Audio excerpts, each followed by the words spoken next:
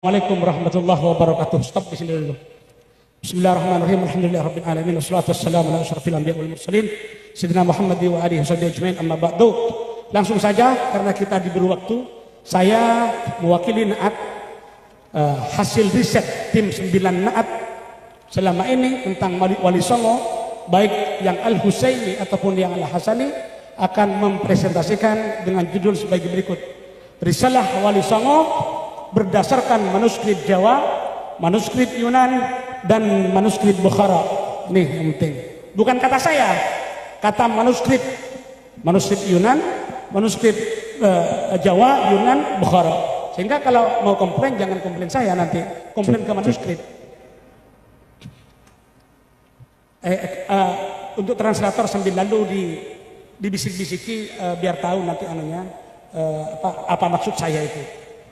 Baik, lanjut. Sudah tahu profil organisasi Naat, terus lanjut.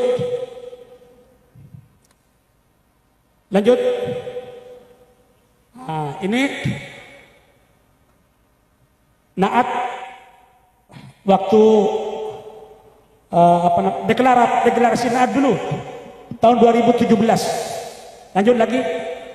Nah, ini bagi yang baru bergabung di Naat, ini cikal bakal Naat. Naat berdiri tahun 2017, jauh sebelum adanya polemik nasab. Sehingga jika ada statement Naat berdiri karena ada polemik nasab, itu adalah suatu kekeliruan yang sangat fatal. Ini buktinya. Lihat, ini wajah wakil ketua yang pakai baju hijau itu, masih culun sekali. 2000, masih satu istrinya beliau, sekarang sudah 3. Ya, itu masih satu.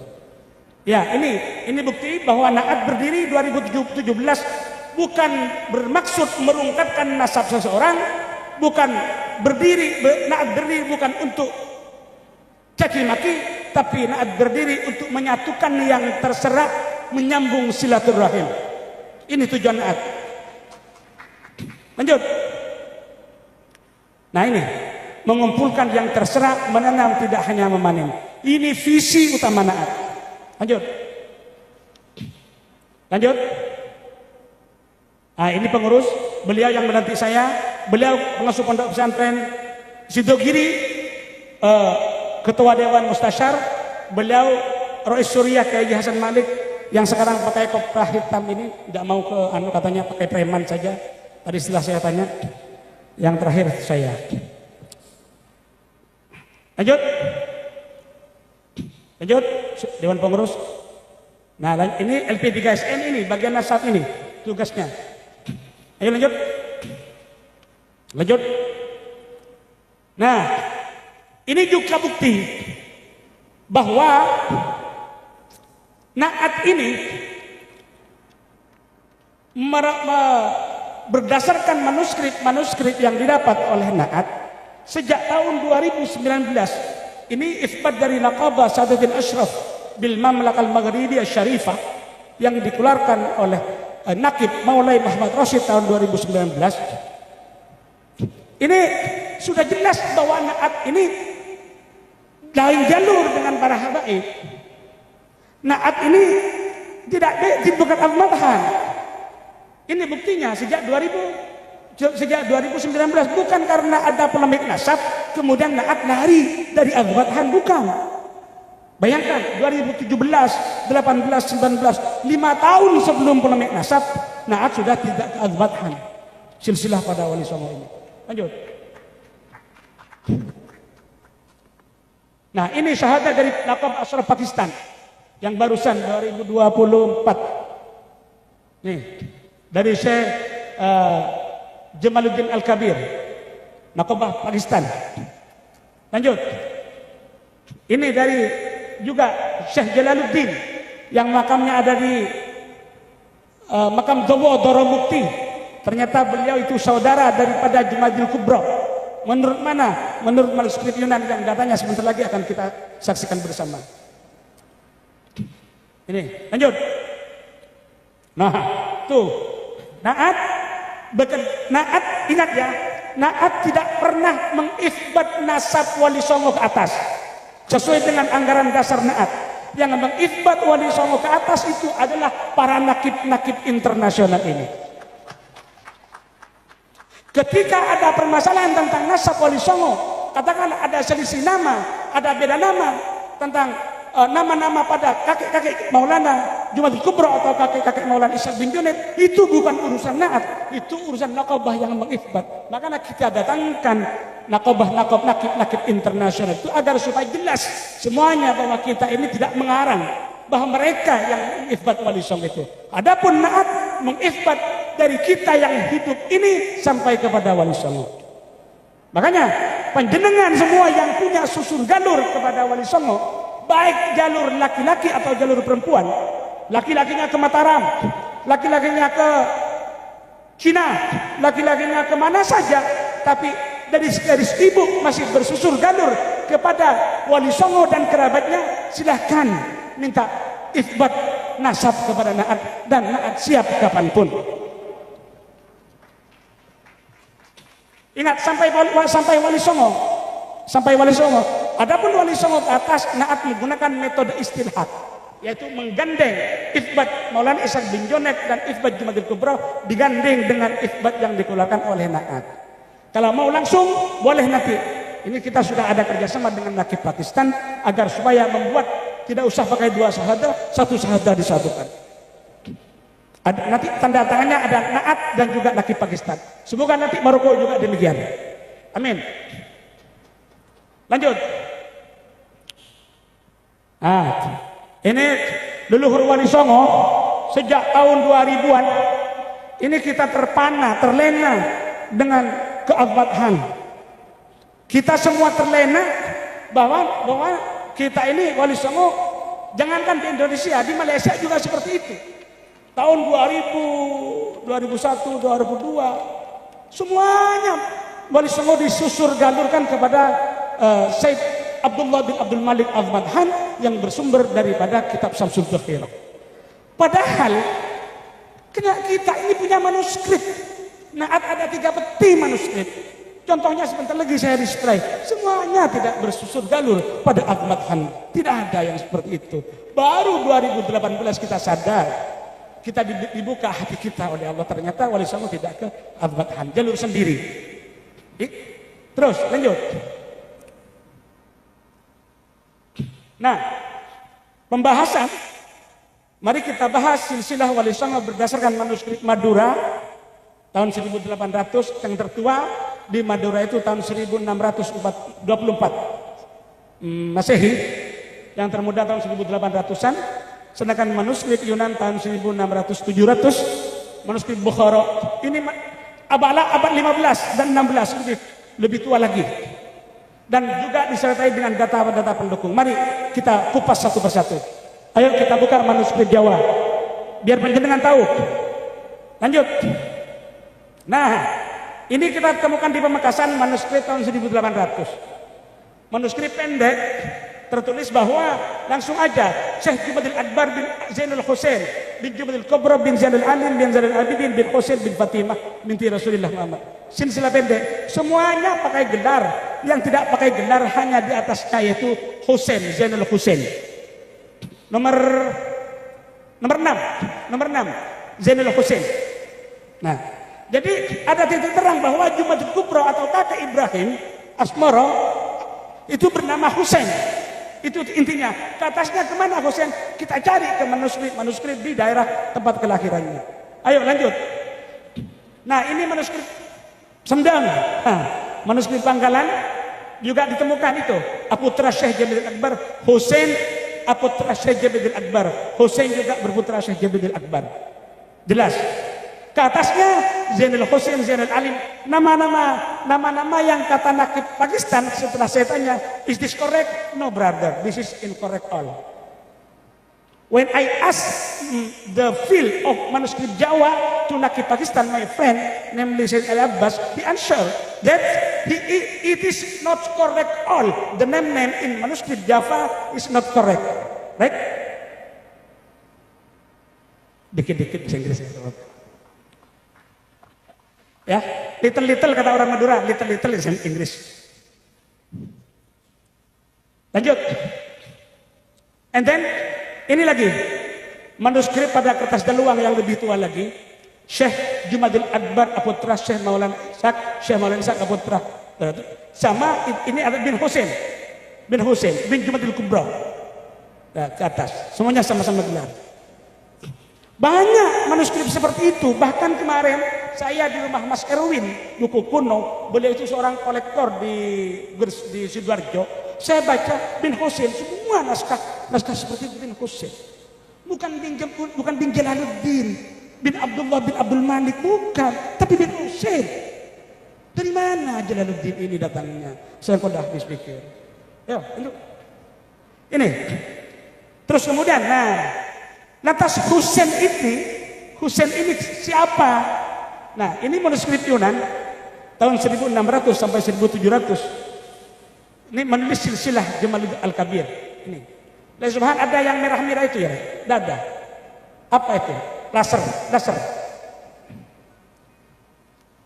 Oh, his name is laser. Loh, mana bunda?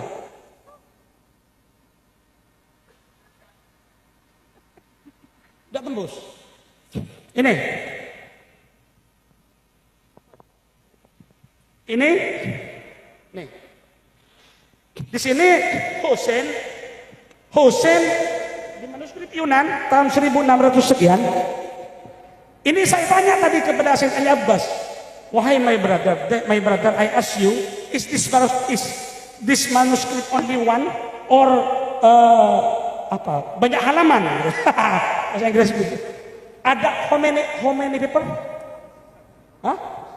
600 paper, ada 600 halaman manuskrip Yunan ini cuma diambil satu oleh rakyat Pakistan. Jadi banyak, bukan hanya satu. Kalau saya hanya satu mungkin terkesan editan, tapi dilihat dari modelnya, ini jelas model Cina tulisannya. Ini. Di sini tertulis Syekh Jamaluddin bin Husain bin Nasruddin bin Syamsuddin bin Kamaluddin bin Syamsuddin Umar Al-Bukhari bin Imamuddin. Ini jelas manuskrip tahun 1600-700. Lalu kemudian ke atasnya bagaimana? Ke atasnya adalah lanjut lagi diteruskan oleh manuskrip Bukhara. Lanjut, saya singkat-singkat saja. Naskah kuno ini abad ke-16 yang ditemukan di wilayah Badakhshan, Tajikistan, milik Sadat Al-Bukhari. Di dalamnya disebutkan nama Sayyid Syamsuddin Umar Al-Bukhari, putra Sayyid Imamuddin. Ini ditemukan di Badakhshan, Tajikistan. Bayangkan. Ya, saya secara rohani mungkin sampai ke sana, tapi secara fisik masih belum. Di sini sudah jelas. Lanjut lagi. Nah, ini juga sama lanjutannya. Manuskrip Bukhara lanjutannya yang tadi itu, tetap dari Sayyid Syamsuddin Umar, Imamuddin Muhammad An-Naqi, terus sampai ke Musa Al-Kabir. Lanjut. Nah, naskah lama akhir abad ke-16 milik Sayyid Burhanuddin Sulaiman Al-Qadri Al-Bukhari dan dia itu saudaranya Sayyid Syamsuddin Umar, ditemukan di wilayah Bukhara, Uzbekistan, yang merupakan milik Sadat Al-Bukhari. Ini abad 16. Di situ tertulis Sayyid Burhanuddin Sulaiman, ini saudaranya Sayyid Syamsuddin Umar Al-Bukhari bin Imamuddin bin Qasim bin Muhammad Sya'ban bin Ahmad Balaqi bin Husain Al-Khalwati bin Muhammad Al-Hakim bin Ali Akbar bin Muhammad Al-Askari Al-Ba'aj bin Ali Al-Hadi An-Naqi bin Muhammad At-Taqi Al-Jawad bin Sayyid Ali Ridha bin Sayyid Musa Al-Qadim bin Sayyid Ja'far Sadiq bin Muhammad Al-Bagir bin Sayyid Ali Zain Al-Abidin bin Sayyid Al-Husain bin Sayyidah Fatimah binti Rasulullah Muhammad sallallahu alaihi wasallam. Ini di manuskrip tua abad ke-16. Lanjut. Nah, ini adalah halaman manuskrip dari buku Al-Ansab yang ditemukan di desa Sukhor, tempat tinggalnya di Kogon, wilayah Bukhara, ditulis pada akhir abad ke-16 dan awal abad ke-17, disimpan di arsip Institut Sejarah Uzbekistan. Buku ini tentang garis keturunan nasab Tarikat Naqsabandi Syekh Amir Hulay. Beliau silsilahnya. Jadi Syekh Jumadil Kubra ini ada korelasi dengan Tarikat Naqsabandi. Bahkan di babat tanah Jawa, eh, Sunan Giri winulang ngaji teng Sunan Ampel putus sadayane lengkap sadayane, putus ilmu tarekat, hakikat dan makrifat. Sunan Ampel kemudian di situ mengulang tarikah suluk Naksabandi itu di Babat Tanah Jawa. Mengapa Naksabandi? Karena ada kakek bersama dengan Amir Bulan di situ. Itu jelas. Amir Bulan, lanjut belum. Yang barusan bin Amir Hamzah bin Jalaluddin bin Hamad bin Burhanuddin bin Amir Abdullah bin Zain Abdin bin Zainul Abidin bin Amir Qasim. Ketemu di Amir Qasim, Syed Qasim bin Sya'ban bin Amir Burhanuddin Muhammad bin Ahmad Balaki sampai sama ke atasnya dengan silsilah daripada Maulana Haji Muhammad Kubro. Ini berdasarkan manuskrip kita. Terus kemudian pertanyaannya, apakah benar Husain ini punyanya pada Husain yang ditemukan di tanah Jawa ini, Husain yang ditulis oleh manuskrip Jawa dan manuskrip Madura ini adalah orang yang sama dengan Husain yang ditulis di Cina tersebut? Kita ada data pendukungnya, yaitu lanjut. Nah, ada kesamaan budaya. Nih, Muslimah Bukhara lihat cara berpakaiannya, ini orang dulu sama dengan nenek-nenek kita. Ya bunda, di Malaysia orang dulu nenek-nenek kita pakai busana seperti itu bunda. Ya bunda tuh, sama. Itu Muslimah Jawa, Muslimah Cina, Muslimah India. Brother, Syed Ali Abbas, brother. You look, you're behind the Muslimah in India. The old. Same with Japanese Muslimah and Bukhara Muslimah. The way of use the clothes. Apalagi ini suku Uighur sama dengan orang Madura cara pakainya. Suku Uighur yang bawah pojok ini cara kerudungnya seperti orang ASEAN, seperti orang Pamekasan, Sampang, Sumeneb, sama seperti itu cara berpakaiannya di Uighur. Ini ya. Dan banyak kesamaan budaya-budaya lain. Nah, ini faktor yang membuat faktor pendukung yang mengatakan bahwa Husain yang dimaksud betul itu adalah Husain yang sesuai dengan manuskrip yang ada di Cina, Yunan tersebut. Lanjut. Nah, kesamaan lisan.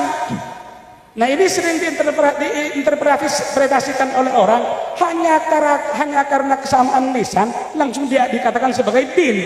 Ini tidak benar. Perlu dikaji dulu. Lantas contoh, apakah saya hanya karena punya HP Oppo A56 dan orang itu punya Oppo A56 lantas kemudian dikatakan saudara? Kan tidak. Perlu dikaji. Bin-binnya perlu data lanjutan. Bin-binnya secara sore. Jangan hanya kesamaan nama langsung dikatakan bin. Nah, ini Sultan Samudra Pasai dan Sultan dan Maulana Malik Ibrahim Gresik ini batu nisannya made in Gujarat. Made in Gujarat. Nah, menurut naskah Kelantan of Empire, di situ tertulis Jumadil Kubro menikah dengan Putri Kendana. Jumadil Kubro menikah dengan Putri Liang Cahya, binti Sultan Mahmud di Kesultanan Kermin, Jeddah, Malaysia. Nah, sementara itu di sisi lain Sultan Mahmud punya anak perempuan bernama Dewi Putri Kendana yang dinikah oleh Sultan Malik As-Saleh. Jadi Jumadil Kubro ini istrinya Jumadil Kubro dengan istrinya Sultan Malik As-Saleh itu saudara, sama-sama putranya Sultan Mahmud. Luwai, saudara Luwai, istrinya sama, sehingga memang ada kekerabatan.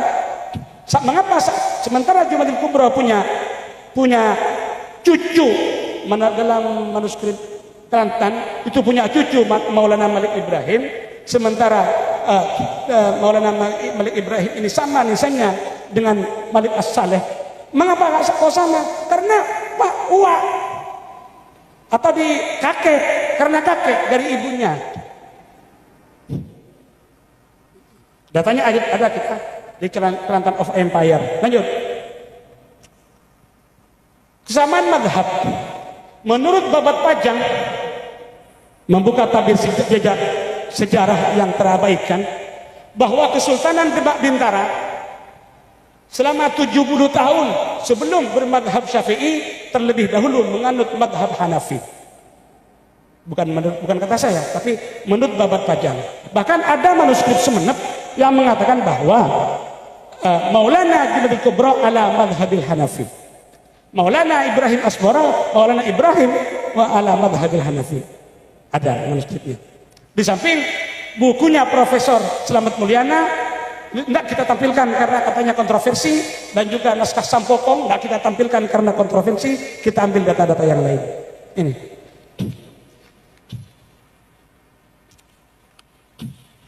Lanjut. Nah, migration map kita tidak usah menguji single nukleotida, kita tidak usah menguji haplogroup karena sampai sekarang masih debatable. Kita yang tidak debatable itu adalah migration map DNA. Itu semuanya kita ambil yang laki-laki dari Junaid Kubra lewat Kunming. Itu yang di atas itu sebelum lingkaran itu Kunming. Sementara ketika saya ke Yunan, makam daripada Syed Al-Ajal Syamsuddin Umar Al-Bukhari itu ada di wilayah Kunming. Kunming. Ini. Lanjut. Nah, ini pembahasannya sebenarnya ini sudah saya bahas tadi, sudah langsung pembahasan Ibrahim Asmara. Lanjut.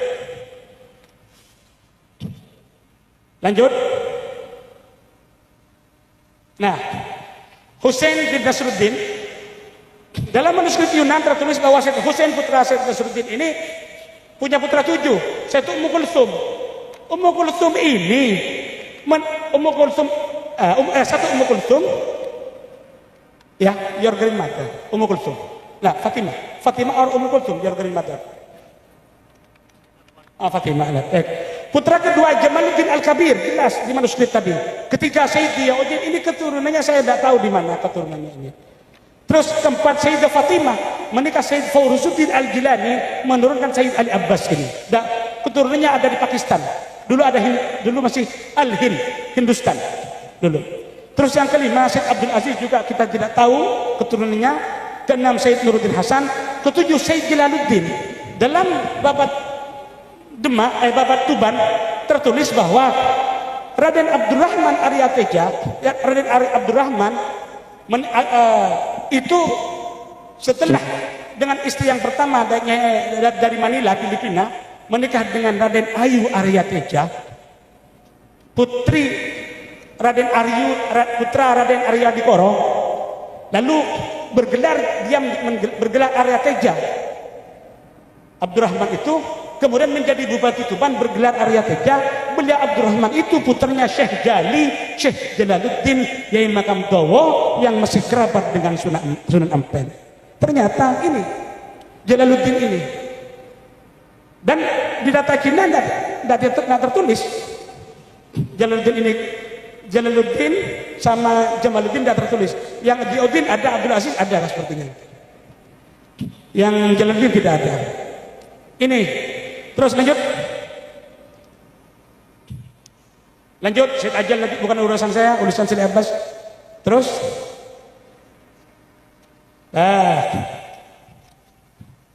lanjut.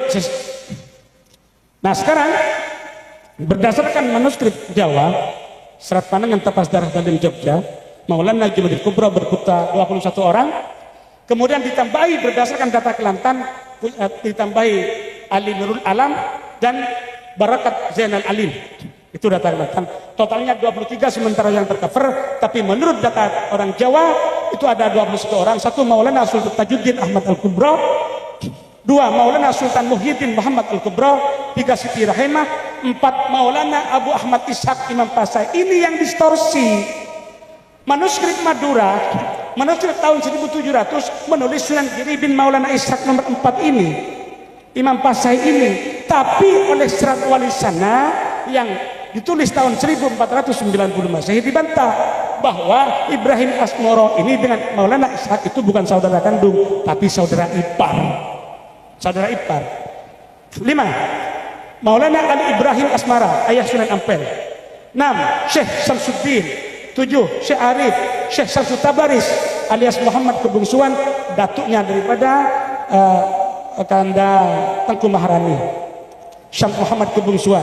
Syekh Ratis, Syekh Hasan Ali, Syekh Hasan Besari, Syekh Ibrahim As'ari. Ibrahim As'ari ini makamnya ada di Jawa. Juga Abdullah As'ari, Syekh Sunan Bejagung, makamnya ada di Jawa. Nah, putri yang nomor 4 ini namanya Siti Zainab. Ini yang bikin bingung. Siti Zainab Romo Hansal Syekh Ishaq bin Junaid. Jadi Jumlatul Kubra itu punya putra nomor 4 Maulana Abu Ishaq Imam Pasai, punya putri nomor 14 Siti Zainab menikah dengan Maulana Ishaq bin Junaid. Jadi anaknya bernama Ishaq, mantunya juga bernama Ishaq, sehingga setelah 300 tahun kemudian dikira Sunan Giri itu anaknya yang Ishaq, putranya Ishaq yang anak, ternyata putranya Ishaq yang mantu. Dari mana? Dari Serat Wali Sana sumbernya kita. Tuh.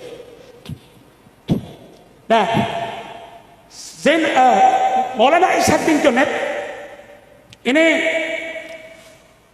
kakek daripada Sunan Giri, Sunan Gunung Jati, Sunan Kudus, yang nasabnya bersambung kepada Sultanul Aulia Syekh Abdul Qadir Al-Jilani. Adapun Sunan Ampel, Sunan Derajat, Sunan Bonang, Sunan Kalijaga, nasabnya bersambung kepada Said Musa Al-Kazim Al-Husayfi.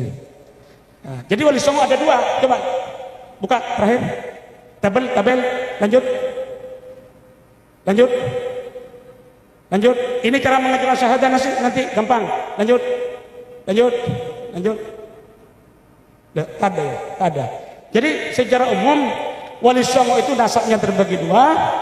Ada yang Al-Hasani, Al-Jilani, dan ada yang Al-Husaini. Yang Hasani adalah Sunan Giri, Sunan Kudus, dan Sunan Gunung Jati. Terus yang Al-Husaini, Sunan Ampel, Sunan Derajat, Sunan Bonang, Sunan Muria, dan Sunan Kalijaga. Mungkin ini dari saya, kurang lebihnya mohon maaf. Wahul bafi ila